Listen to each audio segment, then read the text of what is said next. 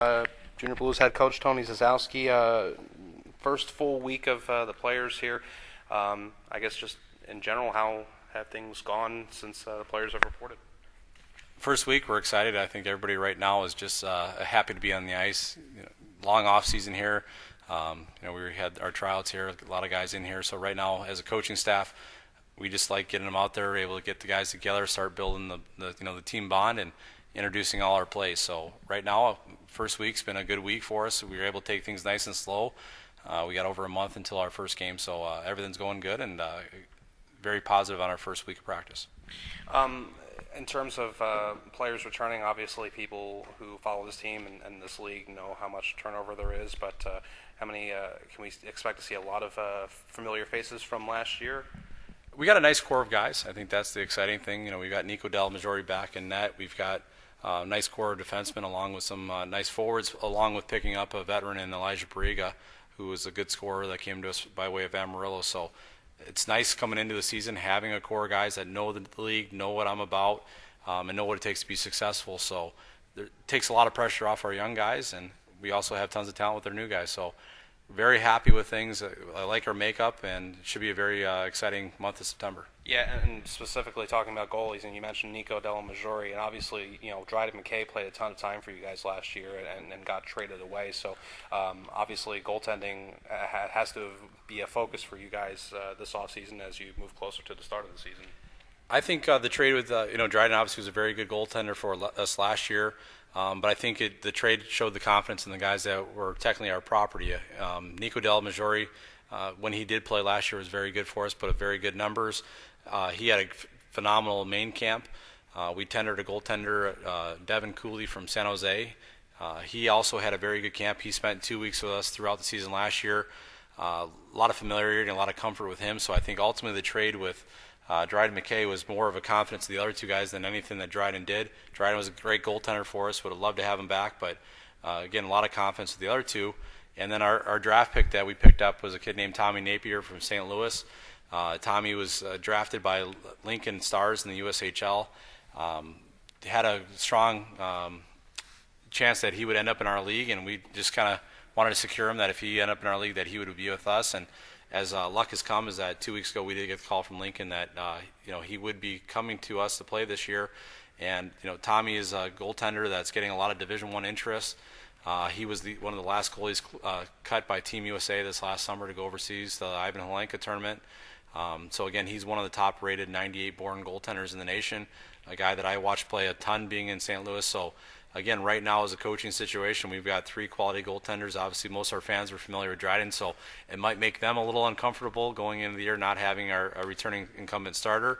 But again, the one thing I'm confident on is that we've always had strong goaltending here, and we got the pieces here to have another good goaltending tandem. Well, and Nico had some really great games last year, and he's a California kid. I know you and the owner Dan Ferguson obviously have some big California connections. Have you guys focused on any specific place this offseason in terms of scouting, any particular leagues, or just kind of all over the place? I think ultimately for us, our scouting pipeline starts with St. Louis and Chicago. Those are the 2 closest places that to us that produces a lot of good high-end hockey players, and that's where you see the constant flow of guys from St. Louis and Chicago to the Junior Blues.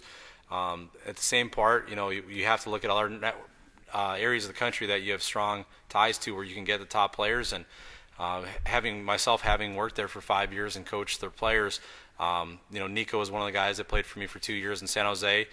Even Devin Cooley as a goaltender, I had to do some goalie coaching and goalie camps there. Devin was a guy that 8 years ago I was running goalie schools and he was there as a squirt. So ultimately I've known Devin for, like I said, 8 years. So we're always going to have that pipeline to San Jose just with the comfort level and the attachment to the program. But again, I think for us it starts off, you got to dominate Chicago, St. Louis, and kind of your surrounding areas. And you've mentioned a lot of specific players here, and then obviously the most improved player from last year is Brady Tomlak. With that being said, and he's one of your guys that's returning, do you expect him to, what do you expect out of him particular this year? I think the big thing that Brady was, Brady, Brian Regali, and Meyer were 3 players that were key players for us. They actually ended up being our top line last year. They're right now starting off the year in USHL training camps. So again, we're kind of in a wait and see holding pattern for those three guys.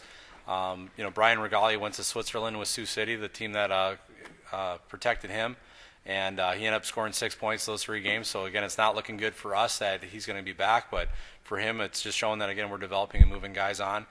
So in terms of Brady Tomlak and Meyer, 2 guys that again we want back. But again, if they get an opportunity to play in the USHL, we're proud of them. It means they developed, they've worked hard, they've earned it. So again, that's one of the tough things that right now we're kind of in a holding pattern with Tomlak and Meyer to see if we'll get them. We won't really know until September 22nd, and ultimately until the trade deadline, we wouldn't know on those 2 guys. So if Tomlak does come back, again, we expect big things out of him. He was a great player for us last year, character guy in the locker room.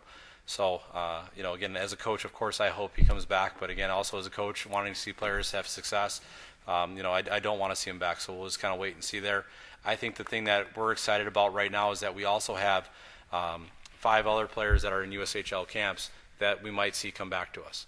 So, again, we've got some high-end talented players that are our property that, really could change our dynamic of our roster if we can get, 1 or 2 or even 3 of those. So right now, as a coaching staff, we're just focused on the 28, 29 guys we have here. This is our team. If we happen to get some guys, great. If we don't, I still like my group, and we still expect big things out of this group. Anything else? Nope, just excited for the year and make sure everybody comes out and support us in the preseason. There's no Junior Blues or there's no Blues alumni on the preseason schedule this year. Nope. Again, that was obviously a thing that we were able to do for charity last year. Again, we talked to them about that and just couldn't come together on finding a date that worked. Again, we're giving our guys some more time off during the preseason, and then the other thing, the games that aren't on our schedule are the NA3 games that we've played against St. Louis and Peoria, and it's mainly just we haven't got off to a great start. That's the fact of the matter, and everything we're doing right now is to make sure we get off to the best start we can.